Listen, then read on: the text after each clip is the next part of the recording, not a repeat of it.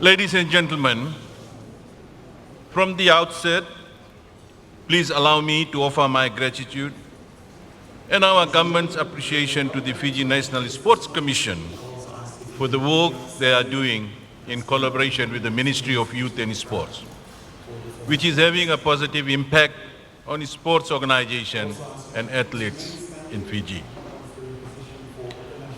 I'm told the Commission since its inception, and as mentioned earlier on in 2013, has been government's link to you, the National Sporting Organization, and I'm pleased to learn that this year's conference will be the 8th since its inception, and this is a clear demonstration of this government's commitment to sports and physical activity in Fiji. Ladies and gentlemen, the Fiji National Sports Commission has an initiative by the Fiji First Government. Through the Commission, I'm also proud to share that from 2013 and up to February 2020, the Commission have distributed over 53 million in sports grants. This is apart from the upgrading and construction of stadiums, swimming pools around the country. From facts and figures, no other government has done this for sports in Fiji. It also gives government great confidence to note that the Commission is carrying out its work aligned to the Fiji National Sports Commission Act 2013.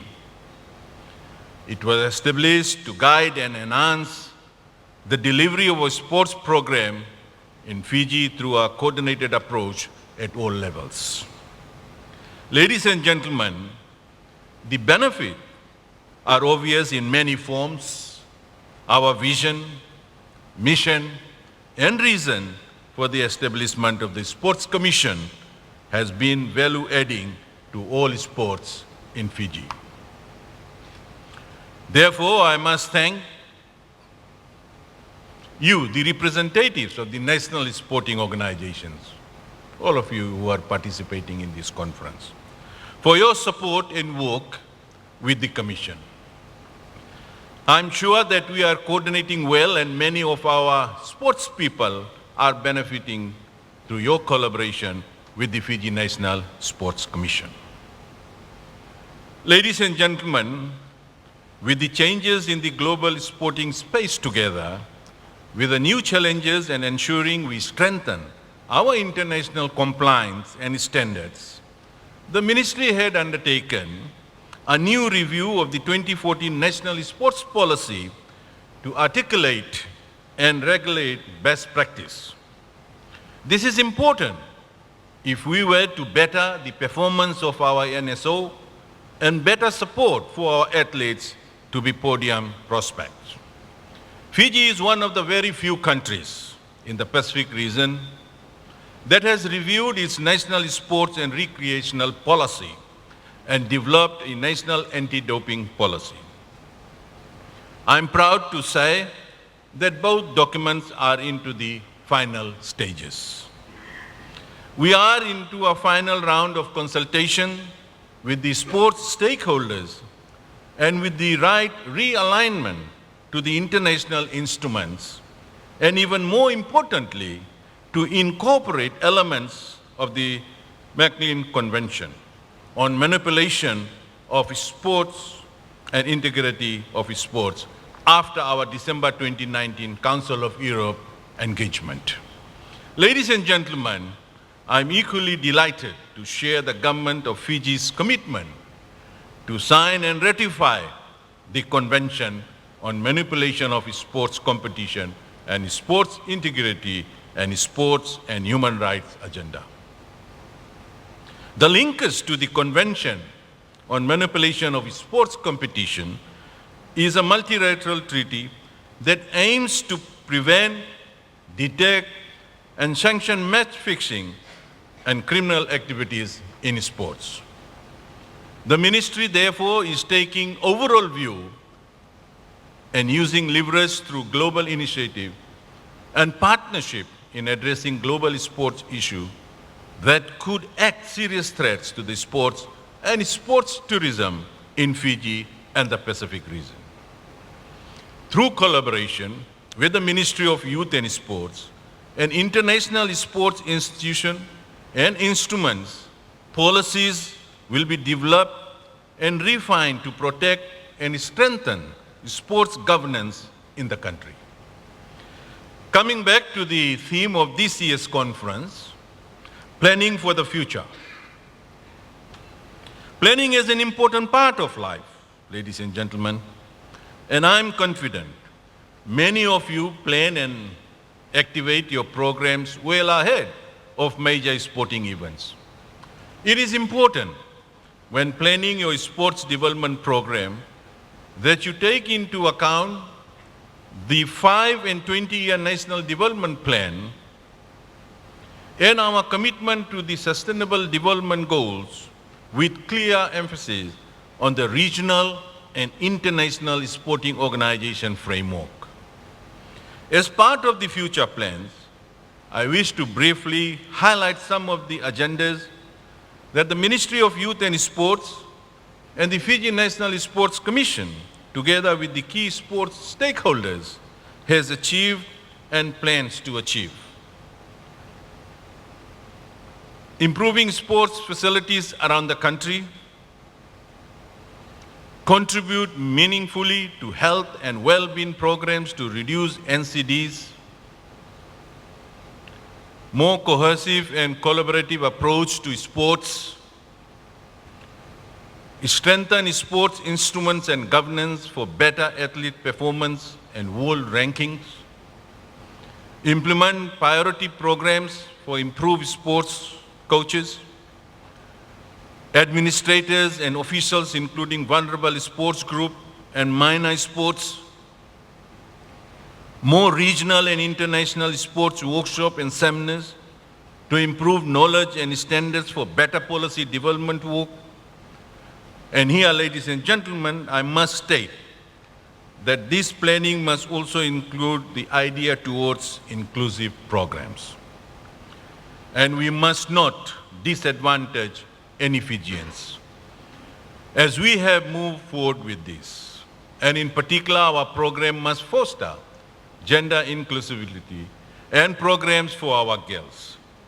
I know our national organizations have made great attempts in this particular area, but a lot more needs to be done to ensure that more girls participate in sports.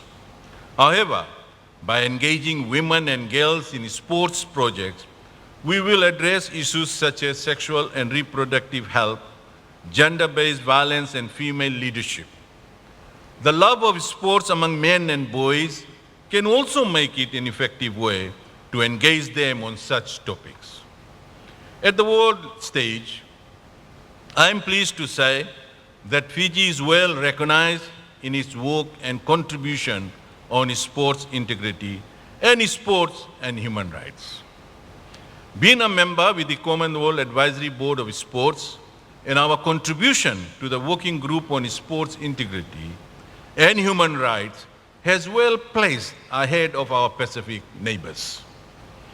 According to the Commonwealth Advisory Board on Sports spokesperson, Mike Armstrong said, Fiji's draft new sport policies and the future plans, the Sport Integrity Unit is valuable. He also added that your learnings and developments should be a valuable example for other nations and showcase your work globally. Ladies and gentlemen, in addition, this government through the Ministry of Youth and Sport is working closely with the Council of Europe and the Government of Australia to establish Fiji's first national platform on the manipulation of sports competition, integrity of sports. We have jointly undertaken the initial work on the threat and risk assessment in February this year. The Ministry of Youth and Sports and the Fiji National Sports Commission together are committed to fulfill the SDGs as it spells out the areas we must work on to achieve our goals come 2030. The Fiji National Sports Commission is carrying out their programs, is ensuring healthy lives, and promoting well-being for all Fijians without discrimination. Recently, we have jointly launched the framework on the fight against violence and discrimination of women and girls. Sports will play a critical role in assisting our men in dealing with the social issue for a better Fiji. Sports have improved Fiji's image globally. It has also supported improvements in health and well-being and generated employment opportunities for many Fijians. Remittance inflows from Fijian athletes overseas are far on the top foreign exchange, earnings for the economy and income support for many Fijian families here. Our commitment to ensuring Fiji has the best sports facilities has seen our commitment to upgrading and construction of new facilities throughout the country. For example, on the 21st of November 2019, we have reopened the old PWD boxing gym in Walube and renamed it the Commander Stan Brown Boxing Gym. Fiji is the hub of the Pacific for sports. And 2 weeks ago, the International Boxing Association announced their plans to have a boxing academy in Fiji that will become the center of Oceania boxing and all its programs. To this end, I encourage all NSOs here today this morning, please contribute in a meaningful and constructive way and show your support for the government's plan, as we can only achieve them through working together. I wish you well for today and look forward to the outcomes of this conference. You already know of government's continued support for sports in Fiji. Ladies and gentlemen, and in doing so, we acknowledge the benefits that the country receives through sports and the work of organizations like the Fiji Sports Commission. And this will continue as we strive to realize our vision of Fiji as sporting nation and nation of health and wellness for all. Thank you and Vinaka.